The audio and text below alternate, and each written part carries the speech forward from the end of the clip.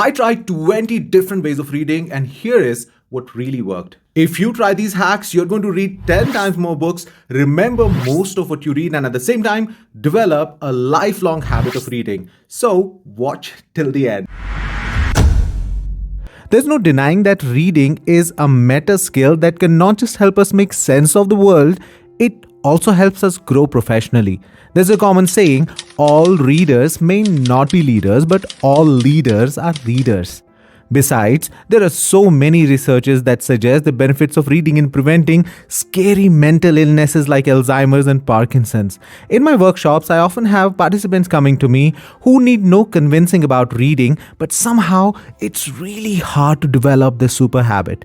That's what this video is for. I have divided this video in 3 important parts. The first one, how to choose the right books. The second part, how to develop the habit of reading. And the third important part, how to read like a pro. Choosing the right kinds of books can be really very overwhelming, and this is probably one of the first steps that stops a lot of people from reading because it leads to a lot of analysis paralysis. The best way to choose your books is by asking the people you really admire. And number 2, you can see what influencers or the thought leaders in your particular field are reading or what they have recommended. Number 3 is Googling the bestsellers in your respective field and go and read them. Number 4 is get anything that interests you because you do not know the unknown unknowns, and it's very important sometimes to delve into a certain different field and see what that gives you.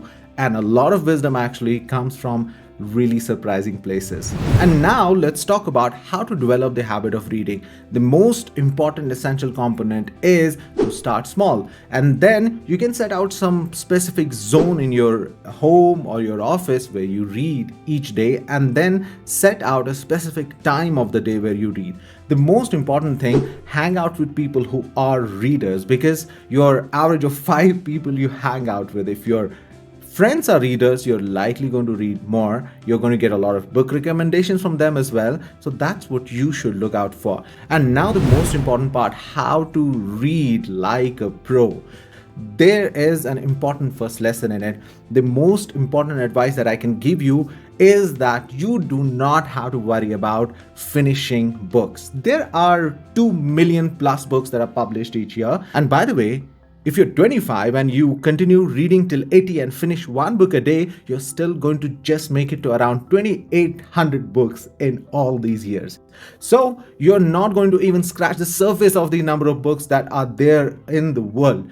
Absolve yourself of the guilt of not completing a book. You do not have to. The ideal way is you go through 10% of the book that you want to read. If it speaks to you, if you find it interesting, then go ahead, otherwise don't.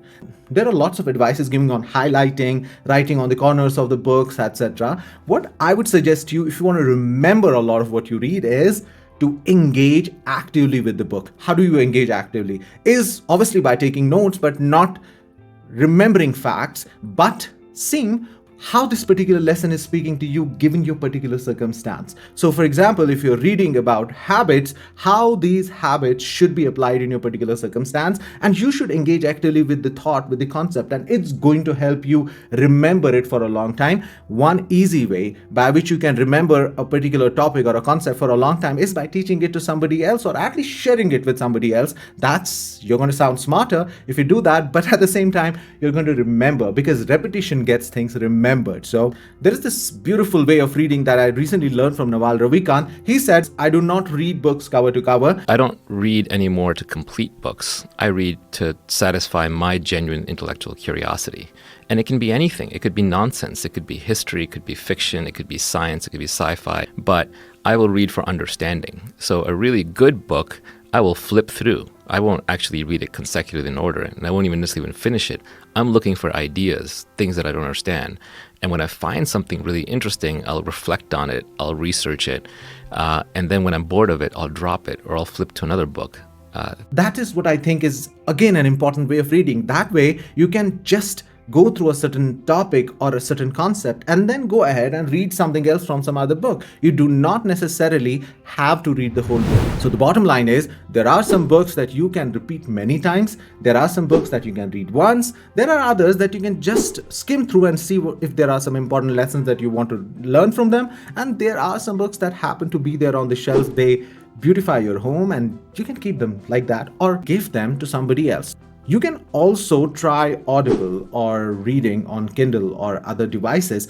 These are effective ways. They work for some, they do not work for others. But Audible is an easy way to consume a book if you want to kind of, do it passively while going on a walk or working out. This is how I read books, and it has been very beneficial for me so far. Tell me in the comment sections what really works for you.